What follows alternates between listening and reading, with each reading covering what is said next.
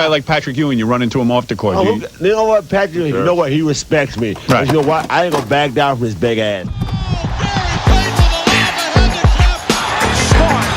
Hey guys, this is Dominique Wilkins. Hey, this is Sean Kemp. This is Gary Payton. Hey, this is Pau Gasol. NBA fans, what's up? This is Vince Carter here. Hey, what's up? This is Matt Barnes. If you're an old school NBA fan like I am, make sure you check out the Basketball Time Machine with my man Sean David. Hey guys, how's it going? My name is Sean David and I welcome you back to the Basketball Time Machine, aka your weekly dose of old school NBA basketball. Now, as we all know, back in the 1980s and 1990s, the NBA was totally different. Players really did not like each other. Everybody was fighting to get on top. And naturally, there were certain players that almost everybody hated. And one of those guys was, well, one of my favorite players of all time, Dennis Rodman.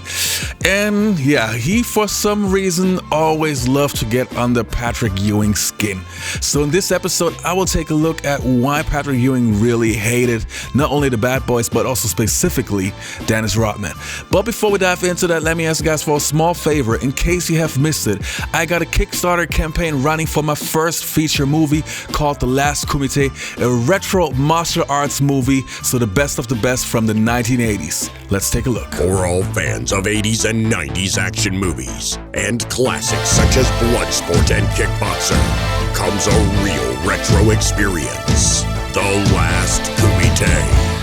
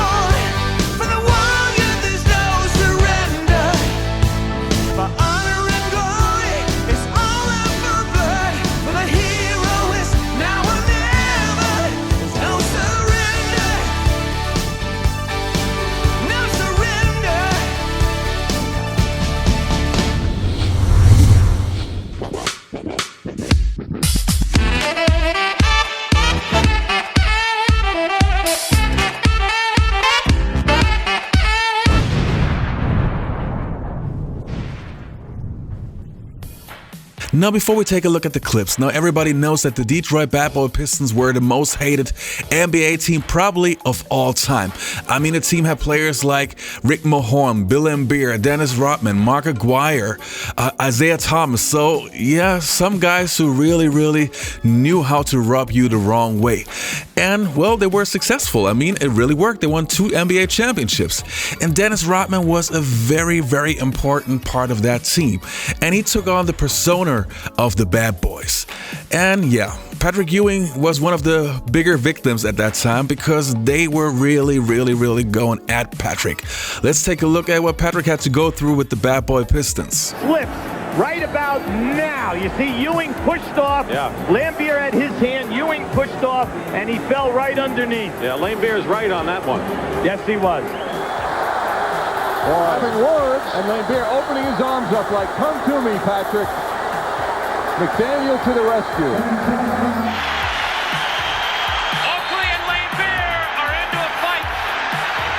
Now, as we all know, Dennis Rodman was one of the greatest defenders of all time. He could guard the point guard position and even the bigs in an era where you had guys like Shaquille O'Neal, David Robinson, Hakeem Olajuwon, and of course, Patrick Ewing. And when Rodman was playing for the Bad Boys, yeah, he would also guard Patrick Ewing. Let's take a look what Rodman did back then. Ewing over and rejected by Dennis Rodman. Here McDaniel. Inside of 4.5. A 6-point advantage. Ewing on Rodman. The basket goes counted and the foul on Rodman, who bumps heads with Ewing. Oakley steps in between. Giving up so much size, weight, and all that, but he's working so hard. He's trying to get his leg in underneath Patrick Ewing to upset his balance. Patrick Ewing loves to turn to that right shoulder baseline. You've got to disrupt the rhythm of his shot. Here's Rodman. Oh, he is walloped by Oakley, then straight on by Ewing. Now, when Dennis Rodman was traded to the San Antonio Spurs, obviously Rodman did not change his persona in terms of getting a little bit cooler and relax a little bit more. No, he got even wilder and wilder. And of course, the Spurs would also play against the New York Knicks. And what happened? Rodman and Ewing. For Starks, what the save! And Ewing is fouled. Rodman applauding it. I mean, he gave it his best shot. Tried to stop Ewing, not to hurt him or anything. The guy just plays. He loves the game, and it shows so. Nice exchange, Ewing and Starks. Rodman loves the challenge. Everything I do is for a reason. It's a purpose behind it. But the purpose is to accomplish, at the end of the game, that W. That is it. That is it. If I do something distracting, that means there's a reason for that. There's a reason.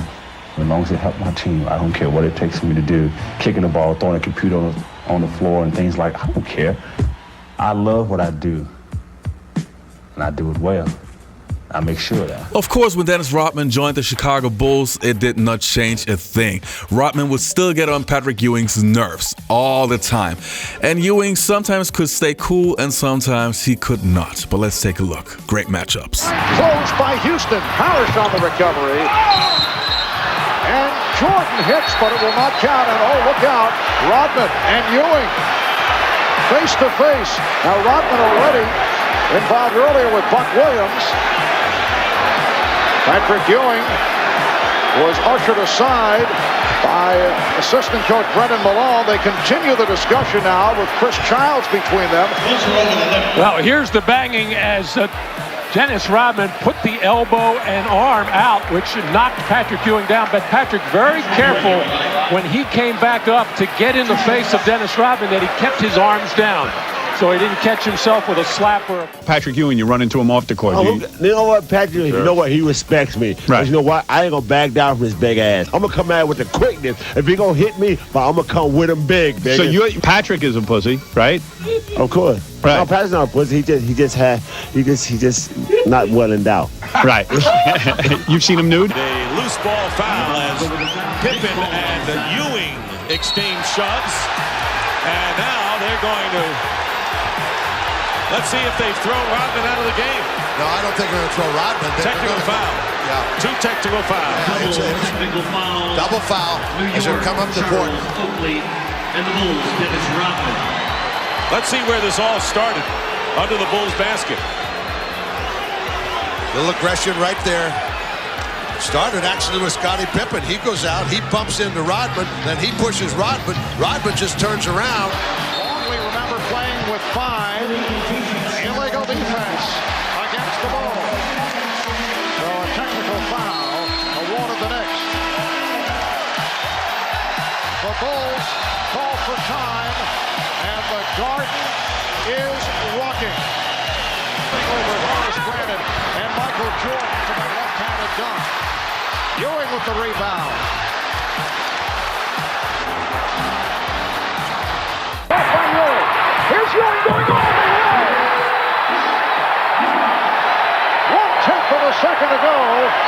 Patrick Ewing shaken up. Has one thing on his mind, take it to the basket, and that should have been a foul on Dennis Rodman on the low bridge as he bent down and hip-checked Ewing hard to the floor. Here's the collision. Should have been a foul. Ewing got the step and rejected by Rodman. Brilliant play by Rodman, providing help, coming over to make the block. Well, he may not defend well out on the perimeter. Changed his shot with the presence of Lambeer. Here's Ewing. And that's a goaltend, but very impressive on the part of Dennis Rodman. Dennis Rodman coming from the weak side on the rotation, anticipates where the ball is going to be, tries to get it before it's on its way down, Looks right there in that replay that it might have been a clean block. This again just shows what a sensational defender Dennis Rodman really was. And believe me, while I was preparing for this episode, I found countless clips of Dennis Rodman guarding Shaq, guarding Hakeem Olajuwon, guarding David Robinson, guarding some of the greatest bigs of all time. And I will promise you, I will have way more episodes like this showing you those great matchups, because what do we all love about the 80s and 90s? The physicality. Anyway, you guys, I hope you enjoyed this episode. Don't forget to leave a like, subscribe to the channel, and hopefully I see you next time on the Basketball Time Machine. Oh yeah, and check out the Kickstarter campaign for The Last Kumite. Come on guys, support me. See you next time.